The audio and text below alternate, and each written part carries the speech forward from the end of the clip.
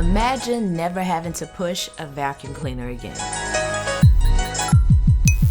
Okay, so I exaggerated a little bit there, but rather imagine not having to use your push vacuum as much. What's going on, everyone? Tech Me Out here, and this item that I'm currently showing you is the Anker RoboVac 10. To me, it's a really great addition to your smart home tech collection if you're looking to add on to it. Now, if you're the type that loves smart home tech in general, then let me know by going ahead and hitting that like button. So basically, what this vacuum does is it cleans your house for you. In the package, you will find the RoboVac, a charging base, remote control, power adapter, cleaning tool, side brushes, and a HEPA filter. In my opinion, it's a pretty nice setup because you really have everything you need to get started. So I've been playing with this for a few weeks now, and to me, it's one of those things that you don't know you want it until you actually have it. Like, I'm now realizing the true benefit of having something like this in my home. So if we were to take a look at the build, we have a start and stop button on the top, an on and off switch along the back, with a port as well to plug the power adapter into directly. And that's where things get really interesting because you don't have to do that. The vacuum cleaner will actually detect when its own battery is low and drive itself to the docking station to recharge. So this really eliminates the possibility of finding the vacuum cleaner dead off in the corner somewhere or having to locate it and then take it back yourself to the charger. It's independent. But aside from that cool feature, I really enjoyed how well it cleaned. It has a 3-point cleaning system, so it did a fairly good job at picking things up. Once I would turn it on, it would make its way around the apartment multiple times before the battery even got low. And that's because it does have a runtime of around 2 hours, so you should be go to get a full clean in. In essence, what I would do is just turn it on, sit back and relax, or busy myself with doing something else while the RoboVac did all the work. It saved me some time in having to do it myself, and plus it gives your carpet those beautiful vacuum lines, you know, the ones that show that you just cleaned your carpet. So I found myself really liking something like this because it was pretty much tidying things up for me with minimal effort from myself to get it to do so. Now, I won't say that it's going to eliminate the need of a push vacuum because I'm still going to use mine from time to time, but just not as often. But the RoboVac is nice to use in between time, and then you can use your push vacuum when you want a deeper clean. So you don't have to do it as often. So you can say the RoboVac is like your little helper here, and he's so much of a great helper that I actually gave him a name, Jake. Yes, his name is Jake. In this household, that is what he is actually referred to as. But moving on from that, needless to say, I've been really satisfied with it. And if you're concerned about it bumping into things, you're good to go there because he does a really great job at determining what's in front of him and will either bump it lightly or stop before he even gets close. I just realized I gave him a gender. You get my point.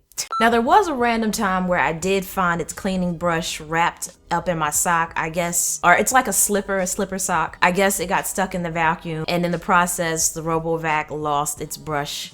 So, but it's okay because like I said in the beginning, you do get a few extra brushes in the event something like this or something similar happens. Now, the one thing that I didn't quite understand about this particular model is the path that it chooses to take. I could not figure out a rhyme or reason as to why it goes where it does. There will be times where my bedroom door was open and I was expecting it to come in there and it didn't. So eventually it came back and went into the bedroom, but I couldn't figure out why it stopped as if I had the door closed. And there were also times where I would find it like just busying itself under the dining room table. I don't know if it was the chairs tripping up its sensors or just what, but sometimes the RoboVac would get under there and spend like 10 or 15 minutes just going at it. But eventually it would get out on its own. I would guess that it was the chair legs confusing the sensor of the RoboVac. Who knows? But it still got the job done. And I also found the RoboVac handy as well to get in places that I couldn't with my vacuum, like under my bed or under my dresser. And it was also nice to feel comfortable cleaning my floor at any time of the night. So I live in an apartment, and in an effort to be considerate to my neighbors, I try to refrain from vacuuming my carpet late at night. But with the RoboVac, I don't have to have that concern because he's so quiet, he can do it at any time. I'm calling it a he. It's because I gave him a name, so now it's like it has a gender.